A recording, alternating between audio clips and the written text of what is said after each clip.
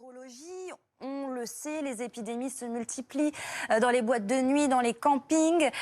C'est inquiétant. Que faudrait-il faire selon vous? Et est-ce que concrètement, réellement, le pass sanitaire va vraiment freiner ces clusters qui se multiplient?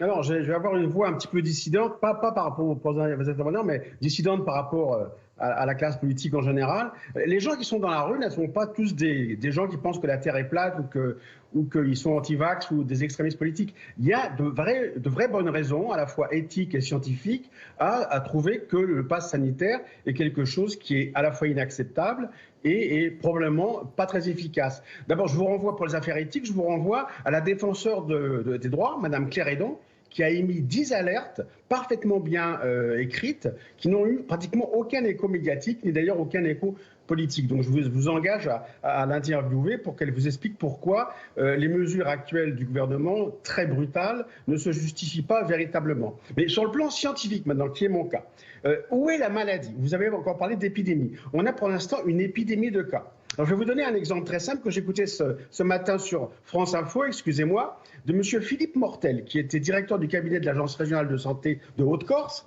qui, comme vous le savez, est le siège de beaucoup de clusters. Et il commentait sur un cluster de 50 ados dans un centre de vacances et il terminait je suis passé aller les voir hier et ils allaient tous très bien.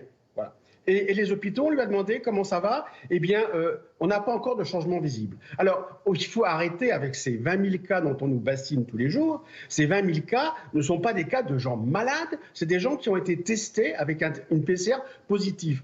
Or, il y a énormément d'indications, notamment maintenant qui proviennent d'Angleterre, que dans une population qui est vaccinée à peu près comme la nôtre, cette maladie fait extrêmement peu de cas graves ou de gens malades. Donc, oui, mais Jean-Michel Claverie, comment est-ce qu'on explique dans ce cas-là que le professeur Delfraissy alerte sur des prochains variants et une quatrième vague à l'hôpital qui inquiète les autorités scientifiques?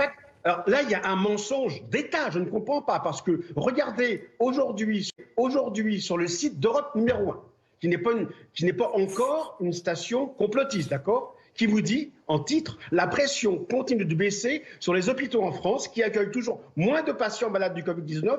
Selon les chiffres publiés samedi, c'est pas il y a un mois, les hôpitaux comptaient moins de malades du Covid, à peu près 2% de moins que vendredi. Voilà. Donc, où sont les hospitaliers que vous interviewez? Arrêtez pas de vous dire que c'est catastrophique, ils vont être subordonnés. Pour l'instant, il n'y a aucune trace de gens qui vont dans les hôpitaux et qui sont malades. Pourquoi? Les gens qui l'ont touché, la plupart, parce qu'heureusement, la plupart des seniors sont vaccinés, mais il en manque encore 10 à 15%. Le reste, c'est les jeunes. Les jeunes ne font pas de maladies graves avec le Covid, et encore moins avec le Delta, qui essentiellement a l'air d'être un gros rhume. On voit bien que selon Santé publique France, selon aussi Covid Tracker, le nombre de patients en réanimation a par exemple augmenté de 70% en une semaine, l'admission en réanimation. Mais non, c'est absolument pas ce qu'on voit sur Covid Tracker. Je ne suis pas d'accord. J'ai des chiffres devant les yeux. Sur les dernières 24 heures, 79 malades contre 118 la veille sont entrés à l'hôpital. Et 17 patients ont été admis en soins critiques. Est-ce que vous pensez que ça justifie de faire ces lois qui sont véritablement incroyablement liberticides sans aucune justification réelle, clinique et sanitaire? Pour l'instant, on est bien d'accord, on a une épidémie de cas. Ce virus est extrêmement contagieux. On sait qu'il est 1000 fois plus présent dans le monde. Voilà. Merci beaucoup.